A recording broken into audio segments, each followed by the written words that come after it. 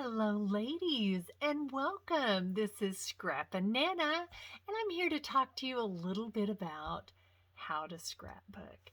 Many times people say to me, Teresa, oh, sorry, there's my cat. They say, Teresa, scrapbooking's just overwhelming with me.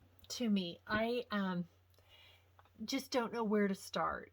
Um, there's only one wrong way to scrapbook, and that's not to scrapbook. Um, this cat's going to be a pain the whole time. I apologize.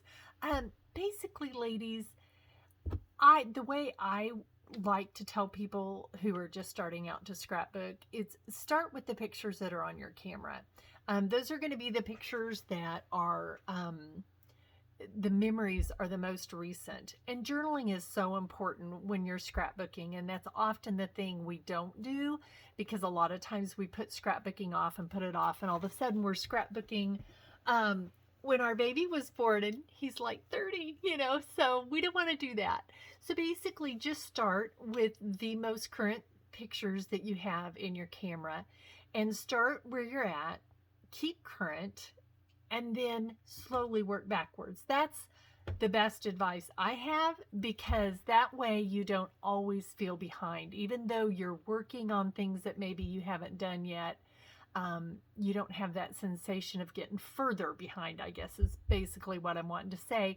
Another way is just to start out simply with an event, like maybe a wedding or the baby's birth, or something or a vacation. That might even be better. Something that's just can be concealed into a small event so that you don't feel so overwhelmed. But again, ladies, just do it. That is my best advice for scrapbooking. We live in a society right now. We take more pictures right now than we ever have. And I was at convention a few years ago, and we had a gal that does development of photographs and so forth, and they were giving statistics, and it's absolutely amazing. They said we're in a generation where we are taking more pictures than we have ever taken before. However, we will be the least remembered time frame, because there's so many pictures being taken. They're not really valued like pictures were before. But the biggest problem is what we're doing with those photos. My little saying is, where are your photos? What are you doing with them? Are they, floating on Facebook? Because I guarantee you, ladies, you're not going to sit down. Facebook probably, if you're a grandma, I'm a nana. Being a nana means a lot to me, right?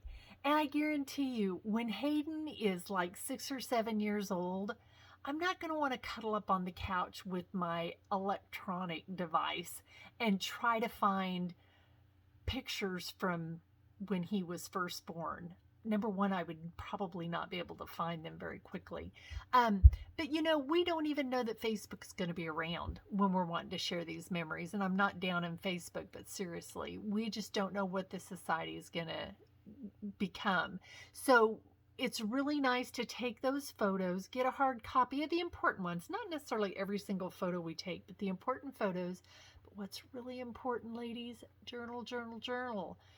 Kind of have in mind that you're handing this book over to someone and you're not going to be there to tell them why you took that photo. So you want to describe enough in your journaling to where someone, if you weren't sitting there to describe why that picture's so special, they'll understand. If you're not there to tell them what this event was about, they can figure it out.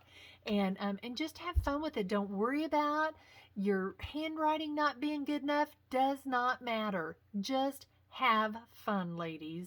I tell you what, I've got boys that are adults now, and they do still treasure looking back at those memories. And one story I really like to share is my youngest son, JD, was just a baby when my husband's grandfather, who was called Papa, passed away. And because of the pictures and the stories that we have in that scrapbook, because Luke was only a couple years old, even though they were really too young to remember Papa, they remember Papa. They know what he looked like. They know about the memories because of our albums. So ladies, I just encourage you, we don't sit around and tell stories like they did years ago. make sure you tell your story to someone that can share it with the upcoming generations. So that's all for now. RJ and I are going to tune off.